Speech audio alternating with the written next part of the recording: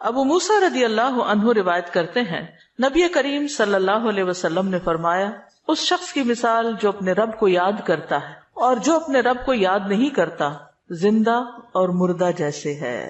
تو ذکر کو زندگی سے تشبیہ دی گئی ہے، یعنی جس طرح انسان زندگی کے ساتھ خوبصورت ہوتا ہے، یعنی اس کا ظاہر خوبصورت ہوتا ہے جب زندہ ہوتا ہے، جب مر جاتا ہے تو آپ دیکھیں میت کیسی لگتی ہے، تو اسی طرح ذکر کے ساتھ انسان کا باطن روشن ہوتا ہے اور خوبصورت ہوتا ہے. ذکر جو ہے یعنی اللہ کی یاد جو ہے اس کی کئی اقسام ہیں. قرآن، نماز، تسبیحات، علم کا سیکھنا سکھانا، یہ اس وقت ہم ذکر کی مجلس میں ہیں. پھر اسی طرح دوسروں کو امر بالمعروف کرنا، نہی عن المنکر کرنا.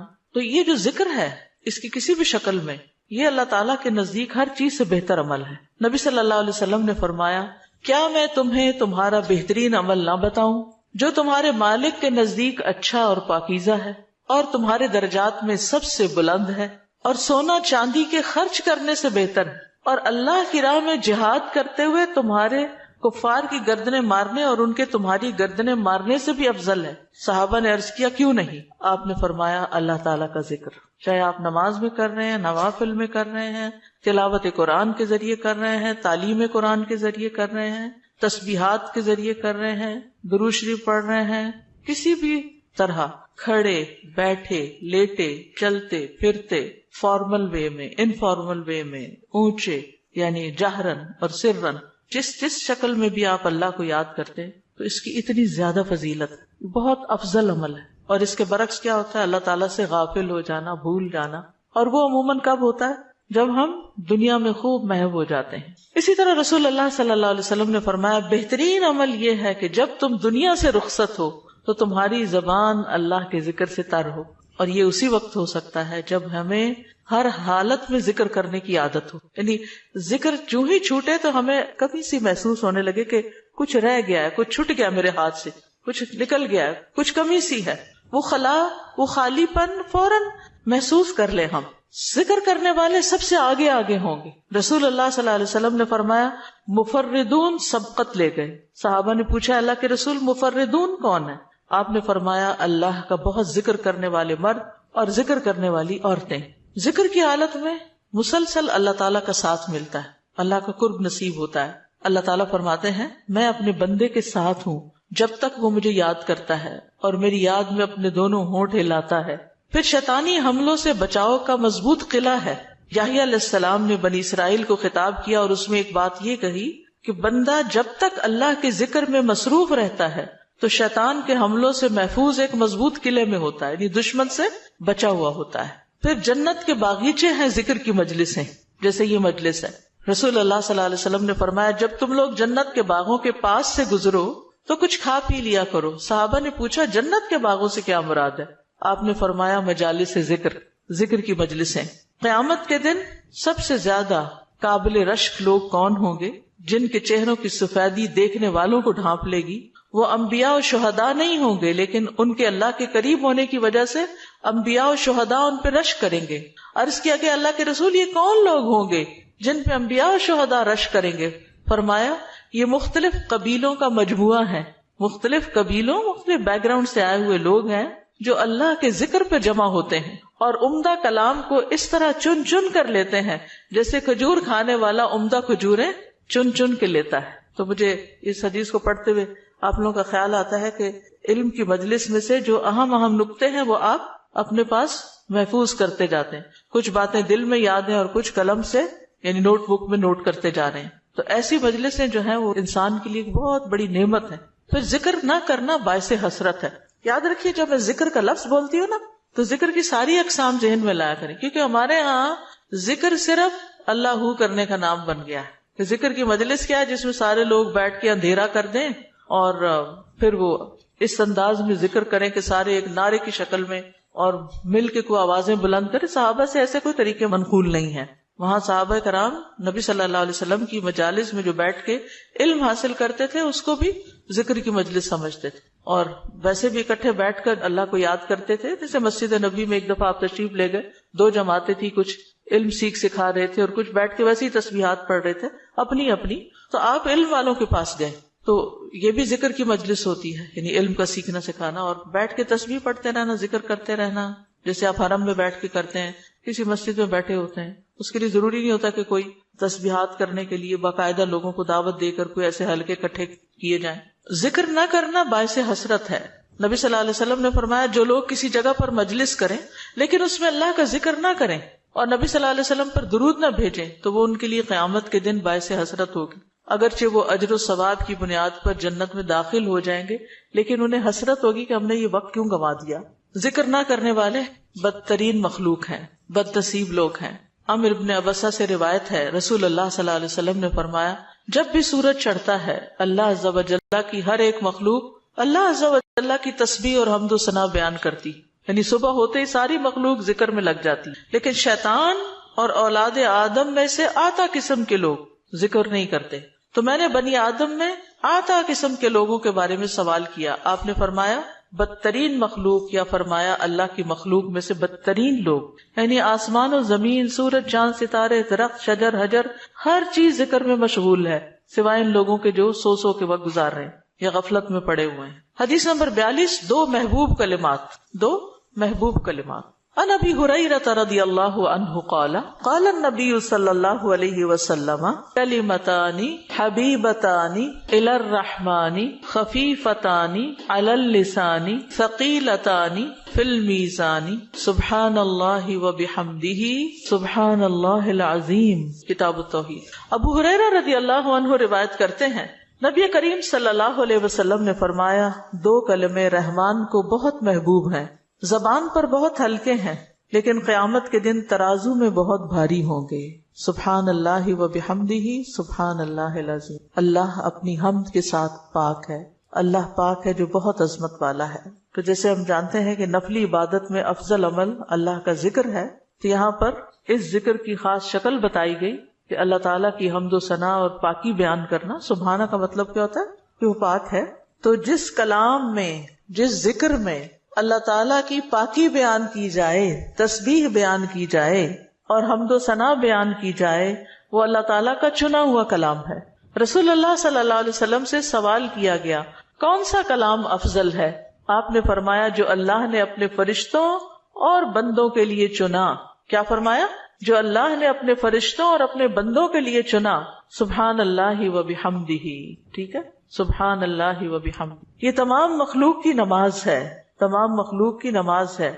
نوح علیہ السلام کی وفات کا وقت جب آیا تو انہوں نے اپنے بیٹے سے فرمایا کہ میں تمہیں ایک وصیت کر رہا ہوں، دو باتوں کو کرنے کا حکم دیتا ہوں، دو باتوں سے روکتا ہوں۔ اور دو کرنے کے جو کام بتائے اس میں سے ایک لا الہ الا اللہ کا اقرار، کہ اگر ساتوں آسمان اور ساتوں زمینوں کو ترازو کے ایک پلڑے میں رکھ دیا جائے اور لا الہ الا اللہ کو دوسرے پلڑے میں، تو لا الہ الا اللہ والا پلڑا جھک جائے گا، اور اگر ساتوں آسمان اور ساتوں زمینیں ایک بند کڑے کی شکل اختیار کر لیں تو لا الہ الا اللہ اس کو بھی توڑ دے گا۔ اتنی طاقت ہے اس کلام کے اندر۔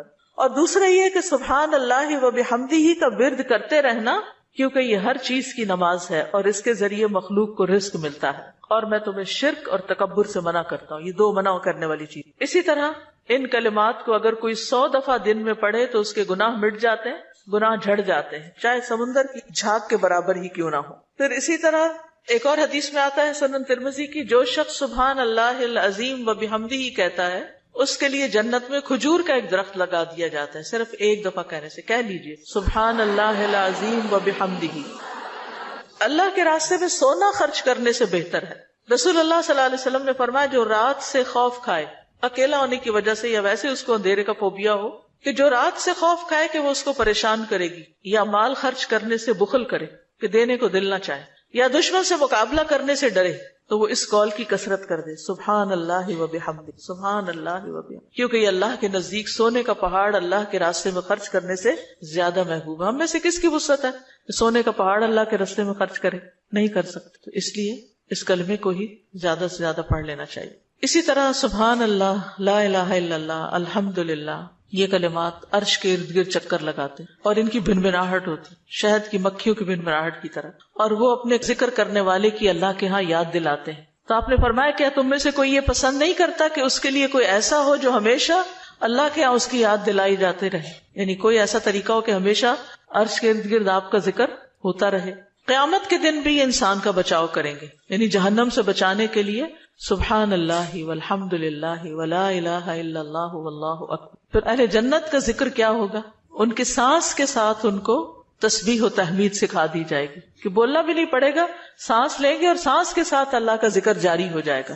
یہ جو احادیث نے بیان کی، یہ آپ کے پاس کارڈ ہونا چاہیے تسبیحات کی فضیلت والا، اس میں لکھی ہوئی ہے، دوسروں کے ساتھ بھی شیئر کریں، اور خاص طور پہ بچوں کو ذکر کرنا سکھائیں. ان کے اندر بھی ایک کامنس آتی، ایک سکینت آتی ہے. ہم بعض اوقات یہ سوچتے ہیں یہ تو بچے ہی ہیں، ابتدائی عمر سے، چھوٹی عمر سے کہ چلو یہ پڑھو، انگلیوں پہ گنتے ہیں، اچھا تم نے کتنی دفعہ پڑھ لی، کتنے جنت میں درخت لگائے، تو آہستہ آہستہ ان کو عادت ہو جاتی. پھر ذکر کی ایک قسم اللہ کے نام پڑھنا، اللہ کے نام یاد کرنا. عن ابی ہریرہ ان رسول اللہ صلی اللہ علیہ وسلم قال ان للہ 99 اسما 100 الا واحدا من احصاها دخل الجنہ. کتاب التوحید. ابو ہریرہ رضی اللہ عنہ سے روایت ہے کہ رسول اللہ صلی اللہ علیہ وسلم نے فرمایا، بے شک اللہ کے 99 نام ہیں، 99، ایک کم 100. جو شخص ان سب کو محفوظ رکھے گا، یاد کر لے گا، وہ جنت میں داخل ہوگا.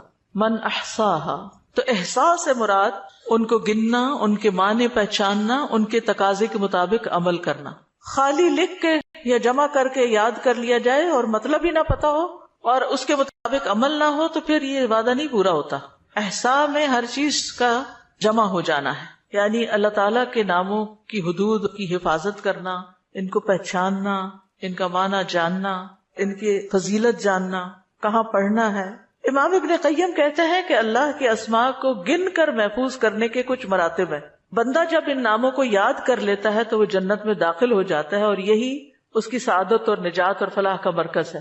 وہ کہتے ہیں پہلا مرتبہ ان کے الفاظ کو گننا اور شمار کرنا، دوسرا مرتبہ ان کے معنی اور مدلول کو سمجھنا، تیسرا مرتبہ ان کے ساتھ دعا مانگنا. قرآن میں آتا نا وَلِلَّهِ الْأَسْمَاءُ الْحُسْنَى فَادْعُوهُ بِهَا، اور اللہ ہی کے لیے ہیں اچھے اچھے نام، بس تم اس کو ان کے ساتھ پکارو، اللہ کے نام لے کے. جیسے یا حی یا قیوم، یا اللہ، یا رب، یا رحمان، یا رحیم، یا کریم، یا ذی الجلال والاکرام، اور باقی بھی اسی طرح. پھر ہے دعا مانگنے کے 2 مرتبے ہیں. نمبر 1 دعا العبادہ، یعنی اللہ کی تعریف ان ناموں کے ساتھ کرنا. ہمارا رب رحیم ہے، کریم ہے، تو یہ تعریف عبادت کی دعا ہوتی ہے، دعا العبادہ کہتے ہیں اس کو.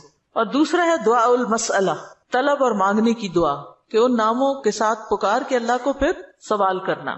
اور اسماء حسنہ کے ساتھ یہ نہیں کہ اپنی طرف سے اللہ تعالیٰ کا کوئی نام بنا کے اور پھر اس سے دعا کرنا، یا موجود، یا ذات، یا شیء، اس طرح کی باتیں نہیں، بلکہ اللہ کے جو پراپر نام قرآن و سنت سے ثابت ہیں ان کے ساتھ دعا مانگنا.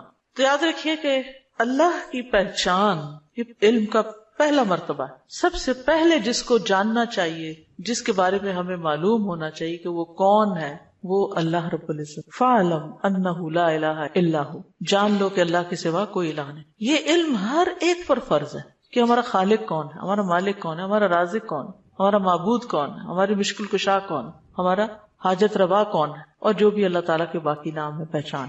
یہ علم تمام علوم سے افضل ہے، کیونکہ جب ایک انسان، کوئی بچہ، بوڑھا، جوان اللہ تعالیٰ کو جان لیتا ہے نا، تب ہی اس کی زندگی درست ہوتی، تبھی اس کو واقعی ہدایت ملتی، تبھی وہ اللہ کے لیے سب کچھ کرتا ہے، تبھی اس کے اندر تقویٰ پیدا ہوتا ہے، تبھی وہ حلال حرام کی تمیز کرتا ہے. کیونکہ یہ سب کچھ کرنا اس کے لیے اللہ نے اپنی عبادت کے لیے پیدا کیا، اور اگر ہم اللہ ہی کو نہیں پہچانتے تو عبادت کس کی کر رہے ہیں؟ تو پہلا کام اللہ کی پہچان ہے، اللہ کی معرفت، خود بھی اور اپنی آل اولاد کو بھی اور اپنے آس پاس کے لوگوں. اور اللہ کی پہچان کے لیے اللہ کے ناموں کا علم حاصل کرنا ضروری. پھر اس سے ایمان میں بھی اضافہ ہوتا ہے. جتنا جتنا آپ اللہ کو زیادہ جانتے چلے جاتے ہیں اتنا اتنا آپ کا ایمان بڑھتا ہے. اسی لیے اس کو اشرف العلوم کہا گیا ہے کہ تمام علوم کا سردار ہے یہ. پھر اسی طرح اللہ تعالیٰ کے ناموں کو پڑھنے، یاد کرنے، جاننے، سمجھنے کے بارے میں کچھ اصول و قواعد ہیں. اس میں پہلی بات یہ کہ اللہ کے تمام نام توقیفی ہیں، اس میں عقل کی کوئی گنجائش نہیں، یعنی بذریعہ وحی معلوم ہوئے. ہم اپنے پسند سے اللہ کا کوئی نام نہیں رکھ سکتے. یعنی آپ یہ نہیں کہہ سکتے کہ مجھے اللہ سے بڑی محبت ہے تو میرا دل چاہتا ہے میں اللہ تعالیٰ کا یہ نام رکھ دوں, خود سے کیوں رکھ دوں, یہ نہیں کر سکتے آپ. ٹھیک ہے, کسی انسان کو, کسی بشر کو, کسی جن کو, کسی فرشتے کو یہ اختیار نہیں کہ وہ اپنی مرضی پسند سے اللہ کا کوئی نام رکھ دے اور اس کو پکارنا شروع کر دے اور اس کی لاجک صرف یہ دے کہ یہ تو محبت کی بات ہے اور میں محبت سے یوں پکارتی ہوں اللہ کو. نہیں, اس کی اجازت نہیں, کیونکہ جتنا اللہ تعالیٰ خود اپنے آپ کو جانتا ہے ہم نہیں جانتے, اور جتنا اس نے چاہا ہمیں اپنے بارے میں علم دیا اور وہ علم بھی نبی صلی اللہ علیہ وسلم کے ذریعے ہم تک پہنچا ہے, تو اس کو حاصل کرنے کی کوشش کریں. پھر اسی طرح دوسری بات یہ کہ اس بارے میں کتاب و سنت سے آگے نہ بڑھیں. عقل, رائے, خواہش. امام احمد کہتے ہیں اللہ کی صفت نہیں بیان کی جائے گی مگر وہی جو خود اس نے اپنی ذات کی بیان فرمائی ہے یا رسول اللہ صلی اللہ علیہ وسلم نے بیان کی ہے. ہم قرآن و سنت سے آگے نہیں بڑھیں گے, خود یا کسی عالم یا کسی اور انسان کے بتائے ہوئے نام کے مطابق نہیں کام کریں گے. پھر اگلی بات یہ کہ اللہ کے ناموں میں الحاد سے بچنا چاہیے. الحاد سے, الحاد کا مطلب کیا ہے؟ سیدھے رستے سے ہٹ جانا. لحد ہوتی ہے نا وہ قبر جو بغلی قبر ہوتی ہے, نیچے گڑھا کھودتے کھودتے سائڈ پہ قبر کھودنا شروع کر دیا. تو اس کی بہت سی صورتیں ہو سکتی, جیسے اللہ کے کسی نام کا انکار کر دیا جائے, یا نام جن صفات پر دلالت کر رہے ہیں ان کا انکار کر دیا جائے, جیسے امت میں کچھ ایسے فرقے گزرے ہیں کہ جو یہ کام کرتے رہے ہیں. پھر اسی طرح بغیر تحریف, تعطیل, تکییف اور تمثیل کے اسماء و صفات پر ایمان لانا ضروری. تحریف یعنی خود تبدیلی کرنا, تعطیل یعنی کسی صفت کو معطل کر دینا, تکییف کسی کیفیت کو بتانا, تمثیل یعنی مثال بیان کرنا, ان چیزوں سے بچنا چاہیے. پھر ایک اہم بات یہ بھی یاد رکھیے کہ 99 تو ہمیں بتایا گیا کہ اتنے تو کم از کم یاد کر لو, لیکن یہ یاد رکھیے اللہ کے صرف 99 نیمز نہیں ہیں, وہ اس سے زیادہ ہیں. اس لیے بعض کتابوں میں آپ کو زیادہ بھی ملیں گے, لیکن یہاں مراد کیا ہے کہ یعنی اتنے تو زبانی یاد کر سکتا ہے انسان, یا آسانی سے ہر ایک کو معلوم ہو ہی سکتے ہیں. کیونکہ حدیث میں آتا ہے اسألک بکل اسم هو لک سمیت به نفسک وانزلته فی کتابک او علمته احدا من خلقک او استأثرت به فی علم الغیب عندک. اے اللہ میں تجھ سے تیرے ہر نام کے واسطے سے دعا کرتا ہوں, وہ نام جو تو نے اپنی ذات کے لیے رکھے, یا جو نام تو نے اپنی کتاب میں اتارے, یا وہ جو اپنی مخلوقات میں سے کسی کو سکھا دیے, یا وہ نام جو تو نے اب تک اپنے خزانہ غیب میں محفوظ رکھے. اس سے کیا پتہ چلتا ہے کہ کچھ نام تو خزانہ غیب میں ہیں. اور جیسے حدیثی شفاعت میں آتا ہے نا کہ نبی صلی اللہ علیہ وسلم کو اللہ تعالیٰ قیامت کے دن اپنی حمد و ثنا بیان کرنے کی تعریف کرنے کے لیے وہ کچھ سکھائیں گے جو اس سے پہلے نہیں سکھائی ہوگی وہ تعریف, تو اس کے ذریعے نبی صلی اللہ علیہ وسلم اللہ کی تعریف بیان کریں گے. یعنی وہ علم ابھی تک نبی صلی اللہ علیہ وسلم کے پاس بھی نہیں, وہ قیامت کے دن دیا جائے گا, جس کی بنا پر آپ اللہ تعالیٰ کی تعریف کریں گے, پھر دعا کریں گے, اور پھر آپ کو شفاعت کا اذن دیا جائے گا, جو شفاعت کبریٰ کی حدیث آتی ہے.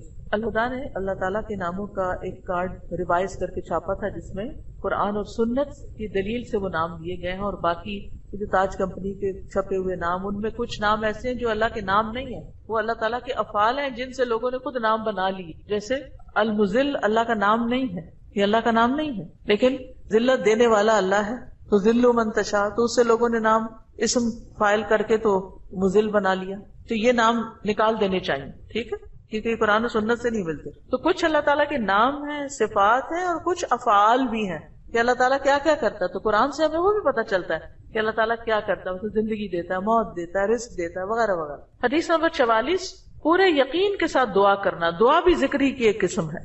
ان انس قال قال رسول اللہ صلی اللہ علیہ وسلم اذا دعوتم اللہ فاعزموا فی الدعاء ولا یقولن احدکم ان شئت فاعتنی فان اللہ لا مستکرہ لہ.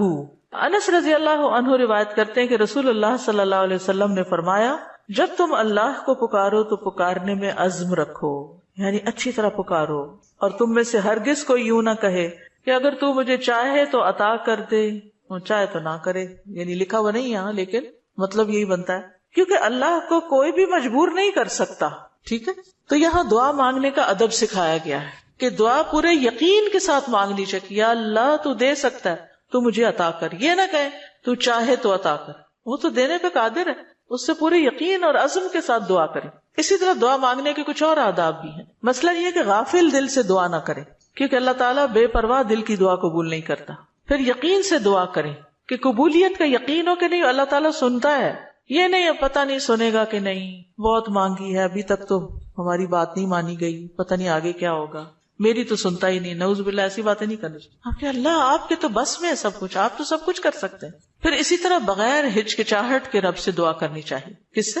بغیر ہچکچاہٹ کے، پورے یقین سے. نبی صلی اللہ علیہ وسلم نے فرمایا جب تم میں سے کوئی آدمی اللہ کے سامنے اپنی خواہش کا اظہار کرے تو وہ زیادہ سے زیادہ مانگے، کیونکہ وہ اپنے رب سے مانگ رہا ہوتا ہے عز و جل سے، وہ سب کچھ کر سکتا ہے. پھر خشوع و خضوع اور عاجزی سے مانگے. ادعوا ربکم تضرعا وخفیا انہ لا يحب المعتدین. پھر گریہ و زاری، رو دھو کے مانگے. آپ دیکھیں کس طرح بچے جب انہیں کوئی چیز چاہیے ہوتی ہے تو بلا وجہ بھی رونا شروع کر دیتے ہیں. تکرار اور اصرار سے دعا کریں. نبی صلی اللہ علیہ وسلم بعض اوقات 3 بار ایک دعا دہراتے تھے. آپ نے فرمایا جس شخص نے 3 بار اللہ سے جنت مانگی تو جنت کہتی ہے اللہ اسے جنت میں داخل کر دے، اور جو شخص 3 مرتبہ آگ سے پناہ مانگے تو دوزخ کہتی ہے اللہ اس کو آگ سے پناہ دے دے. پھر دعا میں جلد بازی نہ کرے. تو بندہ جب تک جلد بازی نہ کرے دعا قبول کی جاتی رہتی. یعنی جلد بازی کیا ہے کہ مایوس ہو کے انسان تھک جائے اور دعا مانگنا چھوڑ دے، یہ نہیں ہونا چاہیے. جی استاذہ، جو اللہ تعالیٰ کے جو نام ہے اور جو ان کے صفات ہیں یہ ریلیٹ کرتے ہیں نا آپس میں؟ اس کی ساری صفات اس کے ناموں میں، یعنی ناموں میں ہی اس کی صفات، یعنی ذکر کی ایک قسم جو ہے نا غور و فکر بھی ہے کائنات میں، اور اس کے ذریعے اللہ کو یاد کرنا. کیونکہ جتنی تقصیر ہم کرتے ہیں کمی کوتاہی دعا میں، وہ اسی وجہ سے کرتے ہیں کہ ہمیں اللہ کی پہچان نہیں ہوتی. آپ دیکھیے جب ہمیں لوگوں کی پہچان ہوتی ہے نا کہ کون کتنا سخی ہے تو ہمیں اس سے اسی کے مطابق توقع ہوتی. امی سے عیدی اتنی ملے گی اور ابا سے اتنی ملے گی، کیونکہ ہم دونوں کا مزاج پہچانتے ہیں کہ کون کتنا دیتا ہے. اسی طرح خالہ مامی دادی سب کا پتا ہوتا ہے کہ کون کیا کرتا ہے. تو اگر انسانوں کا تھوڑا بہت ہمیں پتا ہوتا ہے اور اس کے مطابق ہی ہماری ایکسپیکٹیشن ہوتی ہے، تو جس کو اللہ کا پتا چل جائے کہ وہ کیا عظیم ہستی ہے، پھر اس کی دعا کی ایکسپیکٹیشن کتنی بڑی ہوگی کہ وہ کیا کچھ نہیں دے سکتا اور کیا کچھ اس سے مانگنا چاہیے. وہ تو کبھی مایوس ہی نہیں ہو سکتا انسان. اساتذہ السلام علیکم. یہ جو ہم لوگ الہدا میں بھی پڑھاتے ہیں نسلوں کا یوم، اس کے اندر بھی یوم عزو آتا ہے، تو کیا کوئی نیا ورژن ہے جس؟ بالکل نیا ورژن بھی ہے، کارڈز لے لیجئے، اور نئے ورژن کی ریکارڈنگ بھی ہم نے کروا لی ہوئی ہے. ساجد محترم، یہاں پہ آپ نے ابھی فرمایا نا کہ تو چاہے تو عطا کر، یہ نہیں کہنا چاہیے، تو اس کی تھوڑی سی وضاحت کر دیں کیونکہ میرے ذہن میں بھی آ رہا ہے کہ ہم جب یہ کہتے ہیں، آپ نے بھی فرمایا نا کہ تو جو چاہے وہ عطا کر دے، ہمیں یہ نہیں کہنا چاہیے تو چاہے تو عطا کر دے. ہاں اگر تو چاہے تو عطا کر دے. اس کی تھوڑی سی وضاحت کر دیں کیونکہ میرے ذہن یعنی اس کا مطلب یہ ہے کہ مثلا مجھے گھر چاہیے، اللہ اگر آپ کی مرضی ہے تو دے دیں، نہیں تو نہ سے. یہ نہیں کہنا چاہیے. بندوں کے ساتھ ہم ایسے معاملے کر رہے ہوتے ہیں نا، دینا تو دو نہیں تو نہ دو، تو اللہ کے ساتھ ایسے نہیں کرنا، یہ بے ادبی ہے. استاذہ یہ جو آپ نے کہا کہ جس کا آخری کلام لا الہ الا اللہ ہوگا تو وہ جنت میں جائے گا، جیسے ہماری آنٹی حالت نیزہ سے 2 دن پہلے ہم نے ان کو پڑھایا، انہوں نے ورد کیا، اس کے بعد وہ کومے میں چلے گئی، تو ان کے لیے ہم یہ امید رکھ سکتے ہیں کہ ان کا آخری کلام یہی ہے لا الہ الا اللہ؟ یعنی آخری بات جو کی وہ لا الہ الا اللہ تھی، چاہے اس کے بعد 1 دن بعد فوت ہوئے یا 2 دن بعد. اور ایک اور بات، بعض اوقات قومے میں ہوتے ہوئے بھی سن رہے ہو، اور کئی لوگوں کا یہ پتہ چلتا ہے کہ وہ آہستہ سے زبان بھی ہلا رہے ہو، اور کئی لوگوں کا یہ بھی میں نے سنا ہے، مطلب لوگوں کے ڈیتھ کے جو حالات واقعات سنتے ہیں کہ بے ہوشی تاری رہی اور فوت ہونے سے تھوڑی دیر پہلے آنکھیں بھی کھولی اور منہ بھی ہلایا اور پھر دوبارہ چلے گئے. تو یہ اللہ کی دی ہوئی توفیق ہے، ہمیں توفیق مانگنی چاہیے کہ اللہ ہمارا آخری کلام لا الہ الا اللہ. آپ نے بھی ذکر کیا ہے، ذکر کا فضیلت بیان کی ہے، تو مجھے یہ بات سمجھ آئی ہے کہ جب ہم لوگ دن رات میں ذکر کرتی ہیں، ہماری زبان تر رہتی ہے ذکر سے، جوارے اس چیز کی گواہی دیتے ہیں، تو وہ جو ہے آپ کا جو اندر احساس ہے وہ یہ ہوتا ہے کہ ہمارا ٹائم ویسٹ نہ ہو، ٹھیک ہے، اور ہم لوگ جو ہے نا فضولیات سے وہ اجتناب کرتے ہیں اس چیز کو کہ ہم نے ذکر کرنا ہے، اپنی نیکیوں کو اضافہ کرنا ہے، خیر و برکتیں مانگنی ہے.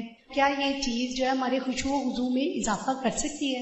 ذکر کے تو بہت سی برکات ہیں، اور اس میں سے یہ بھی ہے.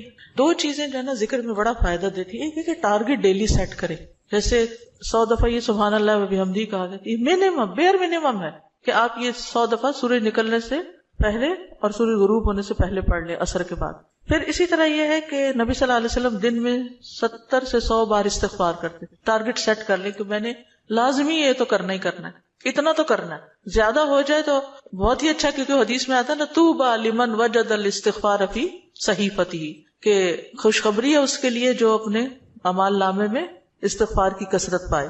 پھر آپ دیکھیے درود شریف ہے، اگر کوئی اپنی ساری دعا کو درود شریف ہی بنا لے تو اس کے لیے ہر چیز کافی ہو جاتی.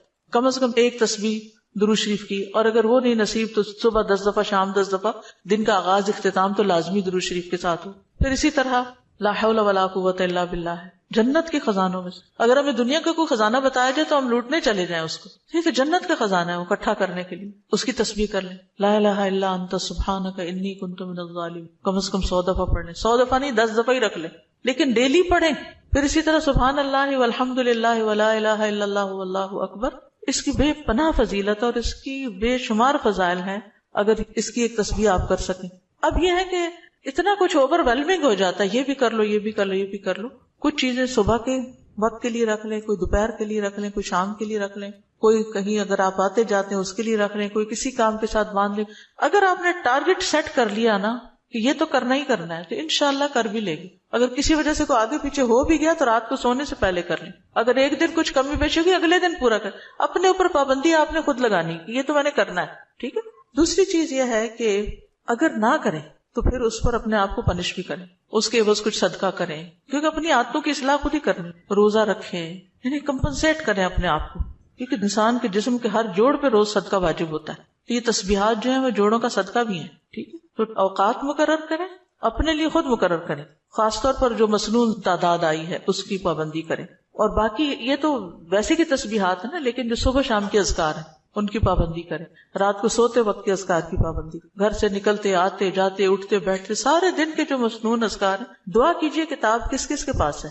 الحمدللہ سب کے پاس ہے. اس میں زندگی کے مختلف مواقع پر جو دعائیں کی جاتی، دعا جو وہ بذات خود ایک ذکر کی قسم، ٹھیک. فَإِذَا قَالَ سُبْحَانَكَ اللَّهُمَّ وَبِحَمْدِكَ وَأَثْنَى عَلَى اللَّهِ تَعَالَى بِمَا هُوَ أَهْلُهُ فقد خرج عن الغفلة التي هي حجاب أيضا بينه وبين الله تعالى وأتى بالتحية والثناء الذي يخاطب به الملك عند الدخول عليه تعظيما له وتمجيدا ومقدمة بين يدي حاجته فكان في هذا الثناء من أدب العبودية وتعظیم المعبود ما يستجلب به اقبالہ علیہ ورضاہ عنہ واسعافہ بحوائجہ. دعائے استفتاح. پھر جب وہ سبحانک اللہم و بحمدک یعنی پاک ہے تو اے اللہ اور سب تعریف تیرے ہی لیے ہے کہتا ہے اور اللہ تعالیٰ کی ثنا بیان کرتا ہے جو اس کی شان کے لائق ہے، تو وہ اس غفلت سے بھی باہر نکل آتا ہے جو اس کے اور اللہ تعالیٰ کے درمیان رکاوٹ تھی. وہ اس کی تعظیم اور بزرگی بیان کرنے کے لیے اپنی ضرورت سے پہلے بطور تمہید ایسا تحیہ اور تعریف بجا لائے گا جس طرح بادشاہ کے پاس داخل ہوتے وقت مخاطب کیا جاتا ہے. چنانچہ یہ تعریف بجا لانا عبودیت کے آداب میں سے ہے اور معبود کی تعظیم ہے جس کے ذریعے وہ معبود کو اپنی طرف متوجہ کر لے گا اور اس کی رضا پا لے گا اور اپنی حاجات میں اس کی مدد حاصل کر لے گا. تو یہاں یہ بتاتے ہیں کہ دعا استفتاح پڑھنے کا مقصد کیا ہے، کیوں پڑھی جاتی، اس کا کیا فائدہ ہے، اس سے کیا حاصل ہوتا ہے، اس کا کیا نتیجہ نکلتا ہے. یعنی نماز کا کوئی بھی سٹیپ جو ہے وہ بے مقصد نہیں ہے، بے معنی نہیں ہے. ایسی کچھ چیزوں کو اکٹھا کر کے نماز نہیں بنا دی گئی، بلکہ اس کے پیچھے ایک حکمت ہے. فَإِذَا قَالَ سُبْحَانَكَ اللَّهُمَّ وَبِحَمْدِكَ، پھر جب وہ کہتا ہے سبحانک پاک ہے تو، اللہم اے اللہ، وَبِحَمْدِكَ اور ساتھ تیری تعریف کے یا سب تعریف تیرے لیے ہے، وَأَثْنَى عَلَى اللَّهِ تَعَالَى اور وہ ثنا بیان کرتا ہے اللہ سبحانہ تعالیٰ کی، بِمَا هُوَ أَهْلُهُ جس کا وہ اہل ہے، فَقَدْ خَرَجَ عَنِ الْغَفْلَةِ تو تحقیق وہ غفلت سے نکل آتا ہے، التي هي حجاب ايضا بينه وبين الله تعالى وہ غفلت جو حجاب ہے، ایک پردہ ہے، ایضاً بھی یعنی وہ بھی ایک پردہ ہے اس بندے کے درمیان اور اللہ تعالیٰ کے درمیان. یعنی تعریف شروع کرتے ہی انسان غفلت سے باہر آ جاتا ہے. وَأَتَى بِالتَّحِيَّةِ وَالثَّنَاءِ اور وہ پیش کرتا ہے تحیہ سلام اور ثنا تعریف، الذی وہ جو یخاطب بہ الملک جس سے بادشاہ کو خطاب کیا جاتا ہے. یعنی کسی دنیاوی بادشاہ کے پاس بھی انسان جب حاضر ہوتا ہے اس کے دربار میں تو سب سے پہلے اس کی تعریف کرتا ہے.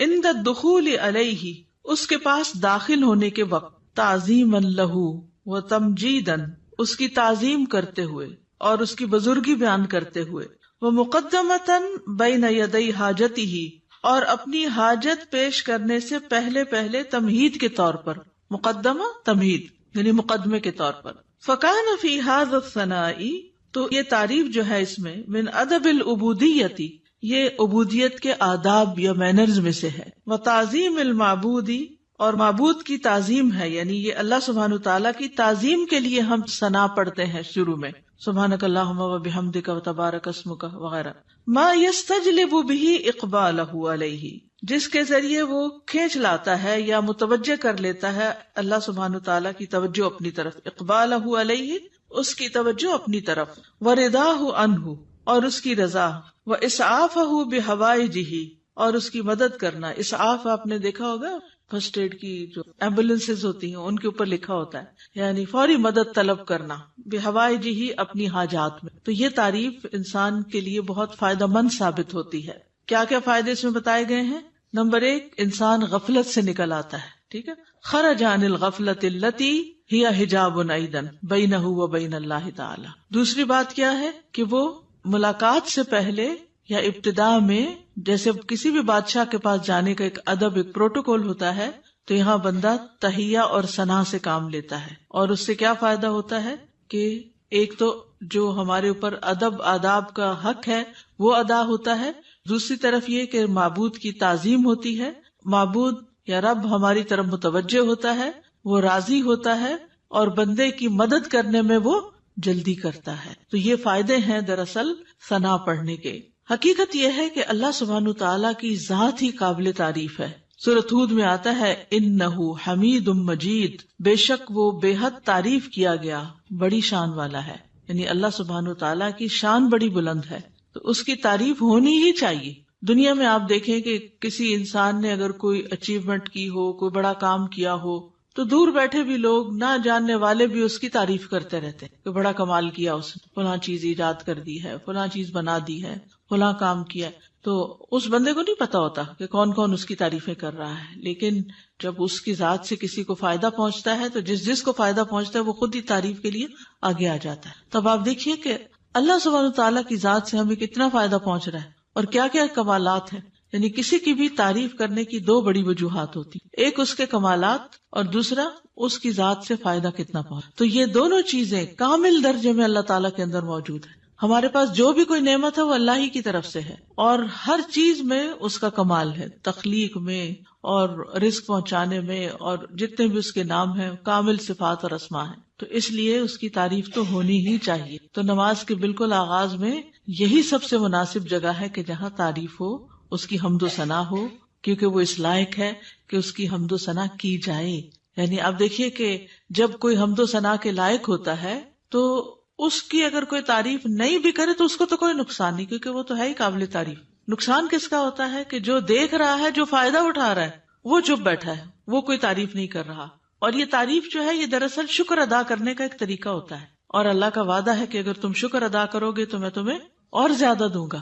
تو اس احساس کے ساتھ جب انسان اللہ کی تعریف بیان کرتا ہے تو دراصل اللہ سبحانہ تعالیٰ کو بندہ اپنے قریب پاتا ہے، اس سے کنیکشن ہو جاتا ہے اس کا، اور یہ سراسر بندے کے اپنے ہی فائدے میں۔ ہمارا تعریف کرنا اللہ تعالیٰ کی اللہ تعالیٰ کو فائدہ نہیں دیتا، یہ دراصل خود ہم ہی کو فائدہ دے رہا ہوتا ہے، کیونکہ تعریف کرنے کا بھی ایک مزہ ہوتا ہے، کیونکہ تعریف کرنے والا صرف اس وقت تعریف کر سکتا ہے جب وہ کسی خوبی کو دیکھنے کے قابل ہوتا ہے۔ یعنی اگر ہم تعریف کرتے ہیں تو اس کا مطلب یہ ہے کہ ہمارے اندر یہ صلاحیت ہے کہ ہم خوبیوں کو دیکھ پاتے ہیں۔ تو اس میں صرف ممدوح کی حمد نہیں ہوتی یا اللہ سبحانہ تعالیٰ ہی کی تعریف نہیں ہوتی، بلکہ ایسا بندہ بھی ایسے خالق کے ساتھ جب جڑتا ہے تو وہ بھی قابل تعریف ہو جاتا ہے۔ یعنی وہ بندہ بھی قابل تعریف ہو جاتا ہے جو اپنے خالق کی تعریف کرتا ہے، کیونکہ ناشکرے لوگ کسی کو بھی اچھے نہیں لگتے، پسند نہیں آتے، اور وہ لوگ جو اپنی آنکھیں ہی بند رکھیں اور غفلت کا شکار رہیں اور سوئے پڑے رہیں